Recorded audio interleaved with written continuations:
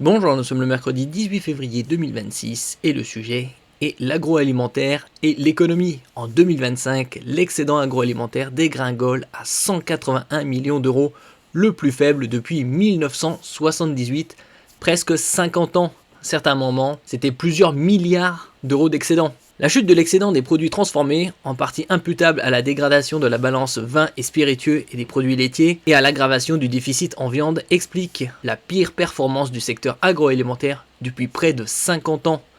N'oubliez pas de vous abonner pour plus de news nationales, européennes et internationales sur ce monde dans lequel nous vivons.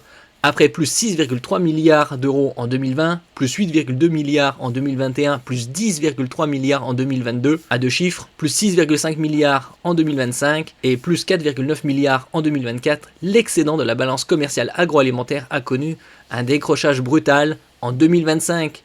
Selon Agrest, le service statistique du ministère de l'Agriculture, l'excédent commercial agroalimentaire s'établit ainsi à plus 181 millions d'euros, en chute de 4,8 milliards d'euros. Par rapport à 2024 sous l'effet d'une hausse des importations, plus 6,5 milliards d'euros, plus 8%, bien supérieure à celle des exportations, plus 1,6 milliard d'euros, plus 2%.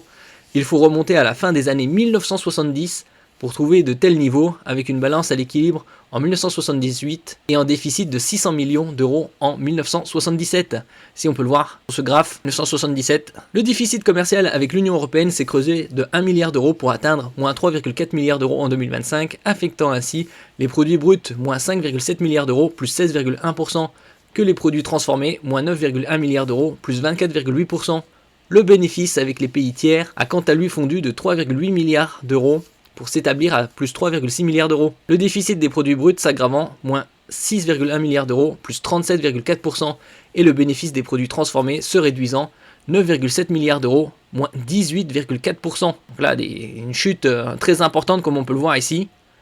C'est passé de plusieurs milliards d'euros d'excédent commercial, léger excédent de 181 millions d'euros seulement en 2025. Produits bruts, moins 373 millions d'euros. En 2025, le solde des échanges de produits agricoles bruts est passé en négatif, une première depuis 2017, pour s'établir à moins 373 millions d'euros contre plus 485 millions d'euros en 2024, la croissance des importations plus 9%, ayant été supérieure à celle des exportations plus 4%. Avec un solde de plus 6,6 milliards d'euros, plus 0,5%, les céréales demeurent le premier contributeur à l'excédent généré par les produits bruts, devant animaux vifs et des œufs, plus 2,9 milliards d'euros, plus 33,1%, et les produits sylvicoles, plus 328 euros, plus 6,5%. Les bovins vifs génèrent à eux seuls un solde de plus 2,4 milliards d'euros, plus 39,7%. Les plus gros déficits sont imputables aux fruits, moins 3,6 milliards d'euros, plus 7,3%, au café, cacao et thé, moins 2,6 milliards d'euros, plus 59,8%.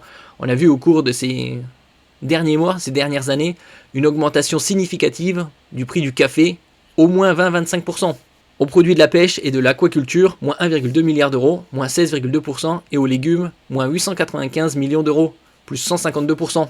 Produits transformés, plus 554 millions d'euros. Entre 2024 et 2025, le solde des échanges de produits transformés a dégringolé de plus 4,5 milliards d'euros à plus 554 millions d'euros. Si les exportations ont très légèrement progressé, plus 1,4%, les importations ont connu une croissance de plus 8,2%. En dehors des aliments pour animaux, 1,7 milliard d'euros, plus 8%, toutes les autres catégories de produits ont vu leur performance se dégrader, y compris les postes positifs, comme les boissons alcoolisées, plus 13,5 milliards d'euros, moins 8,4%, les produits laitiers, plus 2 milliards d'euros, moins 22,1%, le sucre, 1 milliard d'euros, moins 13,5%, et les produits des céréales, 864 millions d'euros, moins 21,2%. La situation s'est détériorée pour les produits en négatif, à commencer par les produits à base de fruits et légumes, moins 4 milliards d'euros, plus 5,3%, les produits préparés de la pêche, moins 3,9 milliards d'euros, plus 8,7%, la viande, moins 3,8 milliards d'euros, plus 25,2%, le chocolat et les confiseries, moins 2,4 milliards d'euros, plus 41,3%, les autres produits alimentaires, moins 1,9 milliard d'euros, plus 165%, les biscuits,